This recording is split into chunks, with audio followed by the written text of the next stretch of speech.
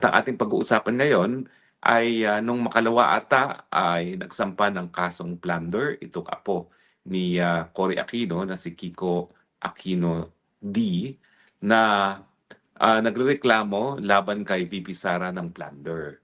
Now, alam natin na nabasura na ng Korte Suprema yung impeachment complaint ni Sara Duterte, kaya safe si Sara from another impeachment complaint until February next year.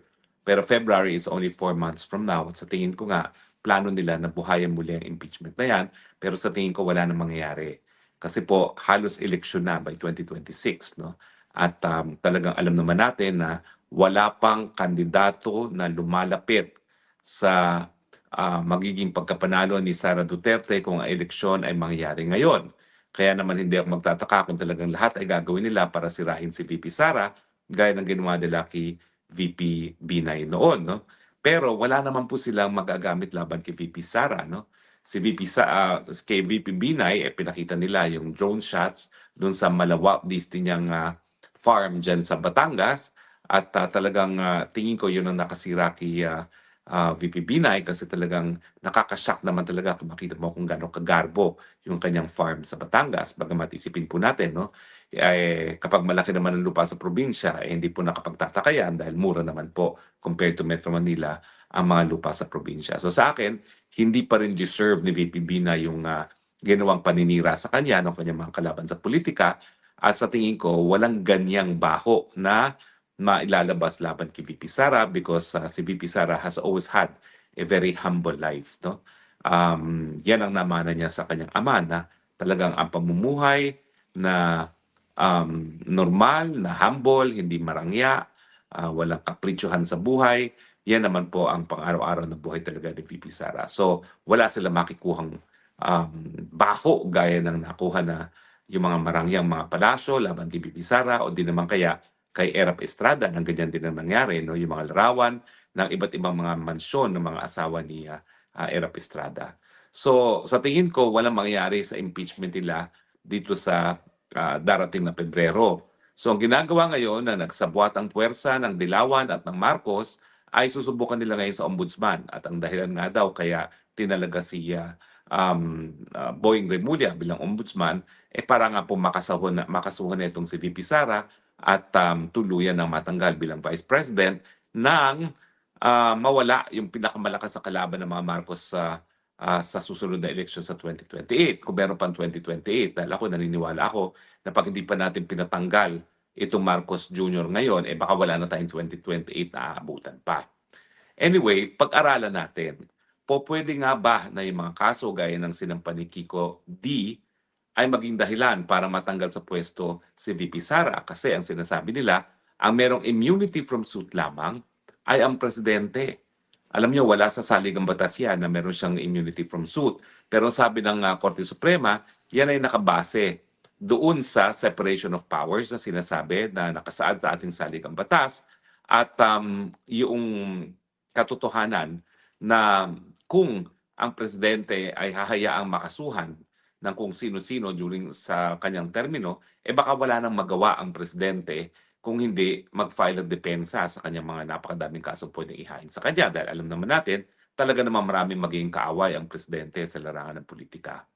So, ang sabi ng Korte Suprema, yung immunity from suit ng presidente implied from the separation of powers at saka yung practical na konsiderasyon na kinakailangan makafocus ang presidente sa kanyang trabaho bilang isang presidente.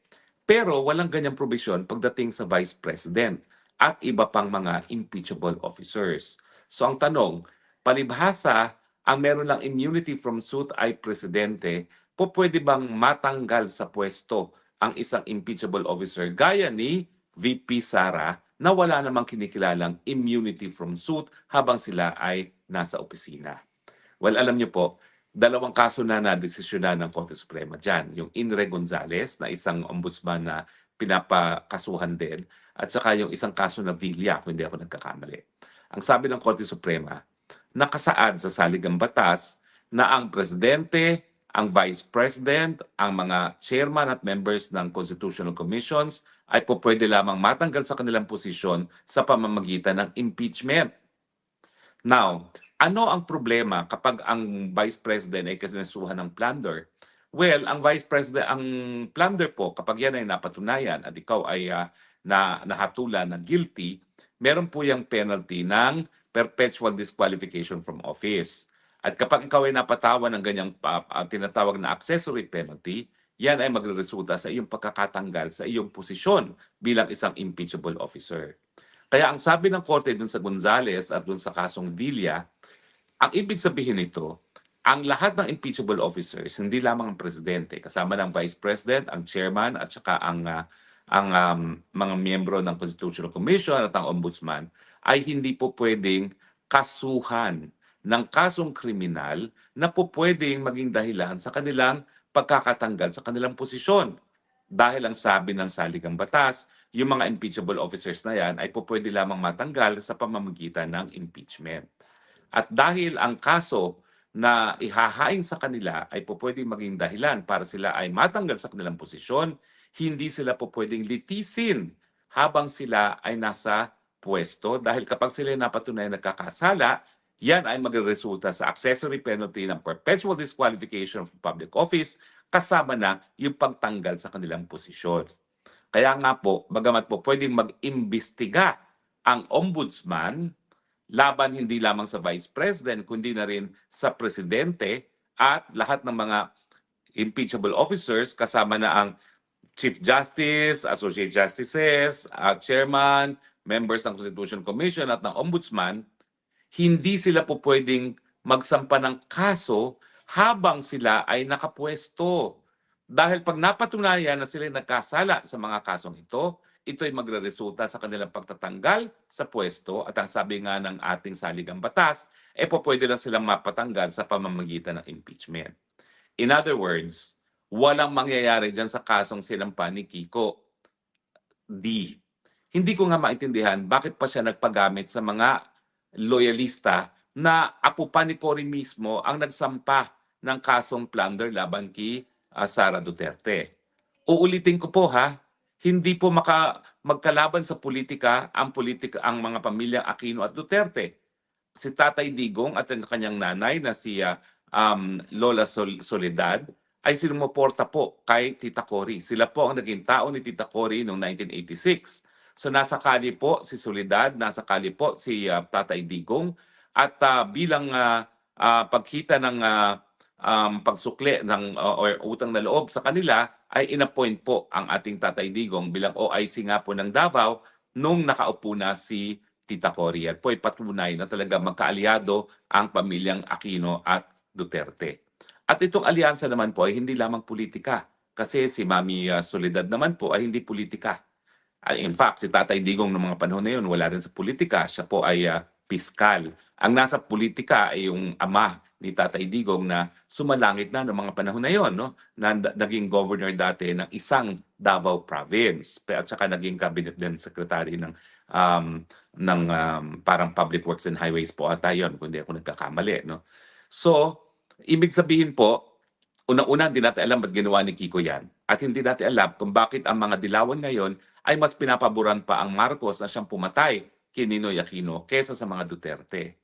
Now, nung nakipagsanib puwersa po ang Duterte sa Aquino, hindi po yan dahil labang nais nilang manatili sa politika. Kasi mga panahon nga po yun, wala pong miyembro ng Duterte family na nasa politika. Ginawa po yan ng pamilyang Duterte na makipagsanib puwersa sa Aquino dahil alam nila na si Marcos ay banta sa demokrasya ng Pilipinas. Dahil siya ay diktador, dahil siya ay kurakot, dahil siya ay mamamatay tao, nanonorture, at nagpo-enforce disappearance ng mga tao. So, ang pinaglalaban po ng Duterte nung sila ay nakipagsanib puwerso sa pamilyang Aquino ay para po sa mabuting pamamalakad ng gobyerno para salbahin ang demokrasya sa kamay na isang diktador. Hindi po yan dahil lamang sa mga personalidad. Dahil alam naman natin kung personalidad lang pag-uusapan, sino ba naman si Cory Aquino, isang housewife, no? Pero nasuportahan siya ng mamamayang Pilipino dahil nga po siya ay naging simbolo ng demokrasya. Na kapag tayo sumuporta kay Cory Aquino, sinusuportahan natin ang demokrasya para sa Pilipinas.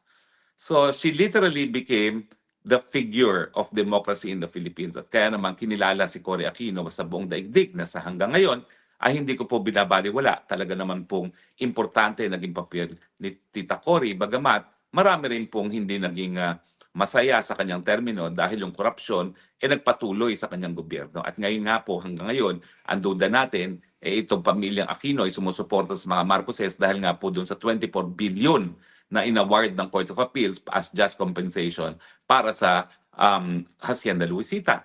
Napakalaking halaga po yan. No? At yung 24 billion, sigurado pong pwede na magpresidente si Bam Aquino kung kanila makukuha yan sa susunod na eleksyon. So hindi po malayo na makakalaban talaga ni Sara Duterte bilang presidente kung aabot pa tayo ng 2028, walang iba ko si Bam Aquino. At si Bam Aquino, gagastusin lang niya. Miski 1/4 lang ng 24 billion, panalo na siya. Siguradong sigurado na yan. Yung mga tycoon pa, yung mga mayayaman, talagang mga Kastilaloy at mayayamang mga Chino na talagang magbibigay pa, ay baka ang war chest po niyang si Bam Aquino umabot yan ng 20 billion. Tingnan natin kung matatalo niya ang popularidad ng Sara Duterte kung siya ay meron 20 billion para ibili ng airspace para sa ads at para ipamigay sa mga lokal na mga politiko na kukuha ng boto para kay Bam Aquino. So yan po ngayon ang dahilan kung bakit nagsasanib puwersa ang Aquino at ang Marcoses.